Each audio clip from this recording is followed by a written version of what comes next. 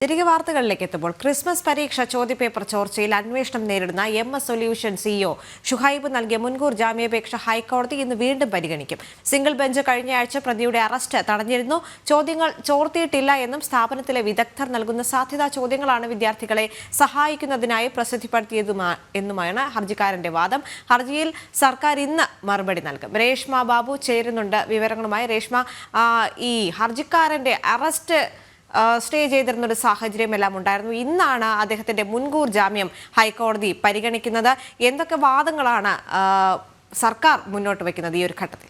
തന്റെ ഭാഗത്തുനിന്നും തെറ്റൊന്നും സംഭവിച്ചിട്ടില്ല എന്നുള്ള ഒരു വാദഗതി ചൂണ്ടിക്കാട്ടിക്കൊണ്ടാണ് MS സൊല്യൂഷൻസിന്റെ CEO ആയിട്ടുള്ള ഷുഹൈബ് ഹൈക്കോടതിയെ സമീപിച്ചിരുന്നത്. തനിക്ക് അതുകൊണ്ട് തന്നെ മുൻകൂർ ജാമ്യം നൽകണം. സാധ്യതാ ചോദ്യപേപ്പറുകൾ മാത്രമാണ് യൂട്യൂബ് ചാനലിലൂടെ പുറത്തുവിട്ടിരിക്കുന്നത്.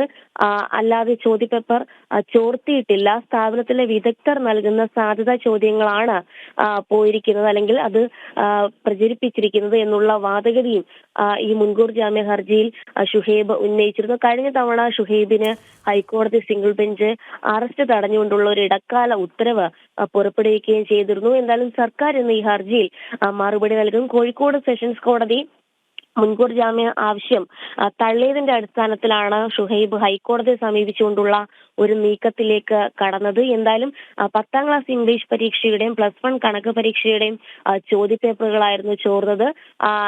ഇതുമായി ബന്ധപ്പെട്ട് ക്രൈംബ്രാഞ്ചിന്റെ അന്വേഷണം പുരോഗമിക്കുന്നതിനിടയിൽ തന്നെയാണ് നിലവിൽ ഷുഹൈബ് ഹൈക്കോടതിയെ സമീപിച്ചിരിക്കുന്നത്. എന്തായാലും മുൻകൂർ ജാമ്യ ഹർജിയിൽ സർക്കാർ നൽകുന്ന മറുപടിക്ക് അനുസൃതമായിട്ടായിരിക്കും ഹൈക്കോടതി ഒരു തീരുമാനം പുറപ്പെടുവിക്കുക. എന്തായാലും ഈ ഷുഹൈബ് വിദ്യാഭ്യാസ വകുപ്പ് ജീവനക്കാരുമായിട്ട് ചേർന്ന് ഗൂഢാലോചന നടത്തിക്കൊണ്ടാണ് ഈ ചോദ്യപേപ്പർ ചോർത്തിയതെന്നുള്ള ഒരു ആക്ഷേപം തന്നെ നേരത്തെ പ്രോസിക്യൂഷന്റെ ഭാഗത്തു നിന്നും കീഴ്ക്കോടതിയിൽ ഉന്നയിക്കപ്പെട്ട ഒരു സാഹചര്യമുണ്ട്. എന്തായാലും അതൊക്കെ തന്നെയായിരിക്കും ഹൈക്കോടതിയിലും പ്രോസിക്യൂഷൻ വിഭാഗം ഉന്നയിക്കുക.